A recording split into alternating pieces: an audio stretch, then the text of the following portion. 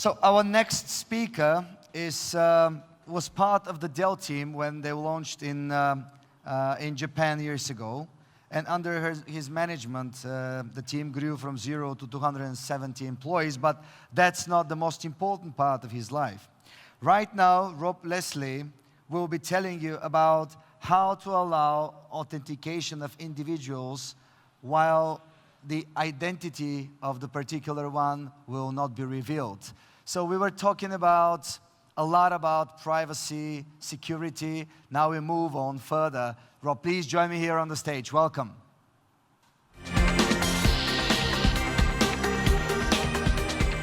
Welcome to Digitimia, and the clicker is all yours. Here you are.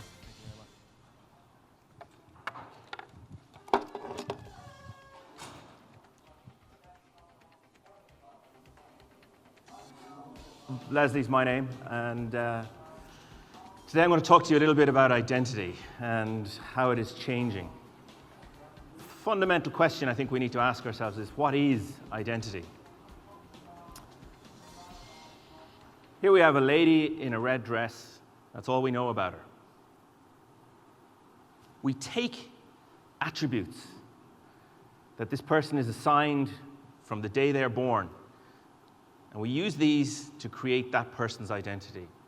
There are a whole load more things that we use to create someone's identity by virtue of what they do, where they go, the habits that they have, which sort of a derived identity. But for the purposes of today, we'll just simplify it and keep it at name, address, birthday, phone number, things like that. Emily, this girl's name, she uses these attributes to create a social identity for herself. Something on Facebook, something on Twitter. It can be true or it can be untrue. We don't know. The government issues her an identity based on the attributes that she provides, and you get that in the form of a credential of some kind, a driving license, a passport, whatever it is. Emily will use these things to create and build a reputation for herself online. In the face-to-face world, when I walk into a bank or I walk into a shop, I start to build a relationship with that banker or that storekeeper, and that reputation will allow me to build trust. Once I have trust, I can do an awful lot of things. Over her life, she's going to give her identity away to all of these different organizations. Between the day she's born and the day she dies, she's probably going to give it to anywhere from a few hundred different organizations to potentially thousands. Her identity is everywhere, absolutely everywhere. And she's got no way today of controlling it. It is one-way traffic. It goes out and that's it. It's into the big, bad world, and she has no idea where it's going. If I give it to you, you may give it to somebody else, who may give it to somebody else, and give it to somebody else. I have no way of seeing where it's going or how it's being used. You've probably all heard this phrase. If something online is free, you're not the customer, you're the product. Well, we all are the product because we consume so many free services today. And this is something that I've been thinking about for the last few years. Is the value that I get from all these free services really equal to the real value of the data that I'm giving back? And I would suggest that the answer to that is no. Up until a few months ago, I actually didn't know what the value was. I would guess that my ability to search on Google, to interact with my friends on Facebook, to tell the world what I'm doing at a point in time or something that was of interest to me on Twitter was maybe, at best, a few €100.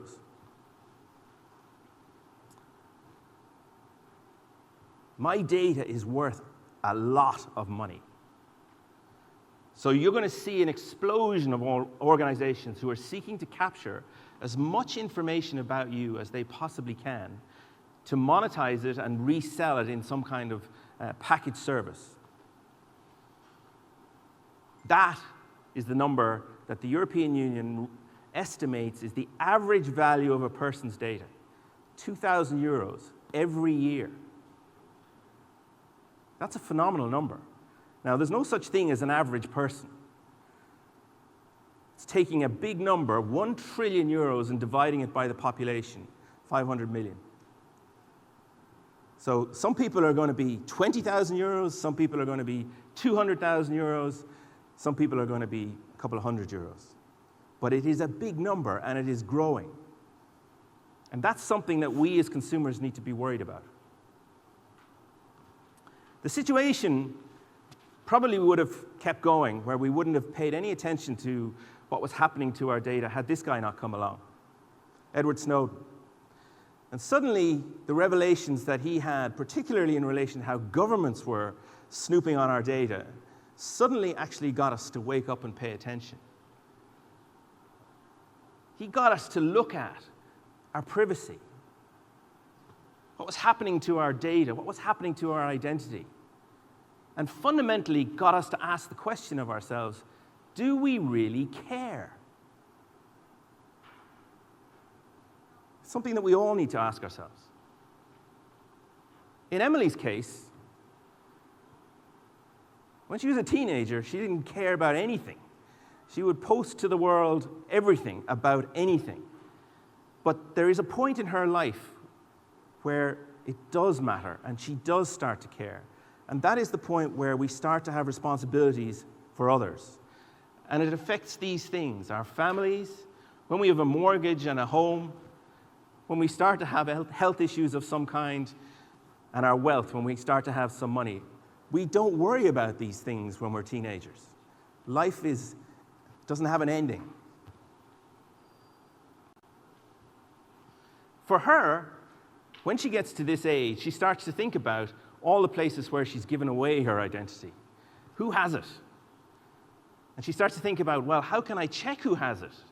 How can I instruct them as to how I want it controlled and managed? How can I provide a consent or remove a consent when I don't want it used in a particular way? And how can I prove it's true? These are fundamental questions that today she cannot do. And when you think about the hundreds of places where that identity resides, this problem is getting exponentially bigger by the day. And you start to throw into this mix then the cyber risk that's going on to her because of all this data that's out there. The possibility that her identity is going to be stolen and some event will happen that damages her financial wealth, her health records get stolen, some event happens that is going to cause her damage. It is a real concern for her. The landscape is changing massively. There's a huge legal shift happening at the moment.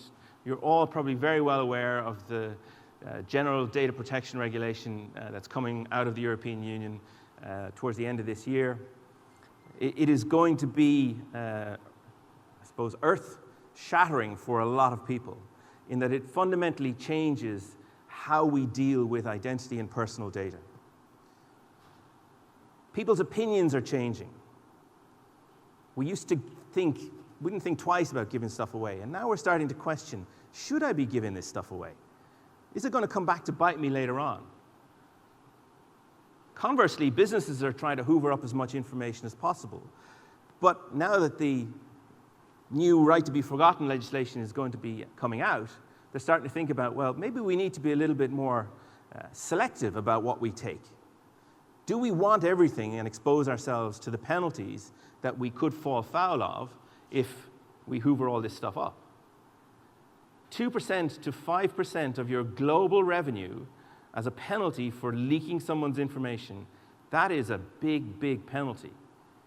As Facebook found out recently, 250,000 euros a day is the level of the fine that they're being taxed at the moment in Belgium in relation to a case that they recently lost. That's big money. Well, not big money maybe for Facebook, but for a small, medium-sized business, that is damaging. And then we've got technological changes that are happening as a result of all of these things. And when you put all that into the mix, you've got a perfect storm starting to brew, which is opportunity for a lot of people. And that's one of the things that we're looking to leverage. The right to be forgotten, we talked a little bit about this, but it's fundamentally going to change how businesses interact and manage people's data. I will own my identity. It will be mine, and it will be something that I can dictate to organizations how I want it consumed. I will also be able to demand my data in a form that is reusable by me, and it has to be provided. Again, the penalties are catastrophic. So what does it mean for us as businesses? It means we now have 3 challenges. How do we balance privacy on the one hand against control on the other, and then the security of the individual on the third side of that triangle? We've got to balance all these things together. Up to now, we haven't thought about privacy really. Security has been sort of there. Convenience, no, forget it. We want to be in control as business owners, but now we've got to balance all these 3 things together and give control back to the user to allow them to manage their own identities. And that's what we've been doing in Sedicii. We've come up with a way for data to be proven to something without having to expose the data. So I can query a service, do you have information about me, without them having to give any of that information back or me having to give any information out. And it's all complex mathematics going on here that essentially is abstracting pieces of information and doing comparisons in a process known as zero knowledge. So I can prove my identity without exposing it, is the core message. I'm never sharing the attribute. And this is something that I think businesses need to start thinking about. How can we engage people in the process to manage their own data in a more easy to use and easy to consume way?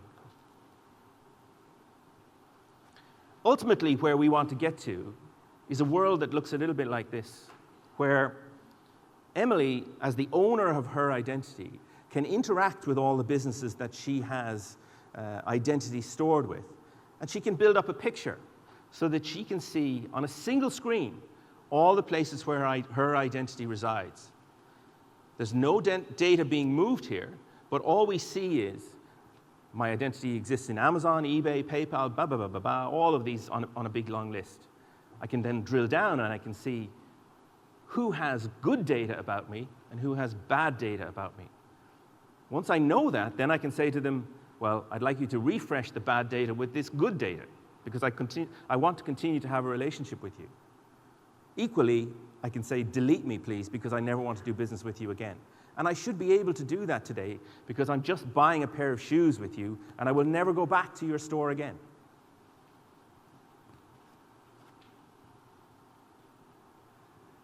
So identity in the holistic sense, it's getting more complex.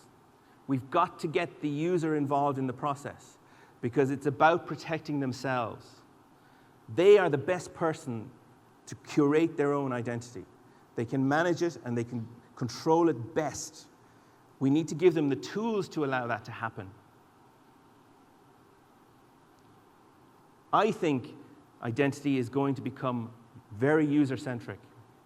You've got to put the user at the center of this world. I think it's going to become tokenized. We're going to end up with organizations that hold data, like banks, like telcos, organizations that have got lots of trust. They will become the custodians of this information based on permissions that we give to them. And those permissions can be withdrawn at any moment in time. The value exchange is the next thing that I think is going to change. It will no longer be good enough to say, we will give you a free service in exchange for your data.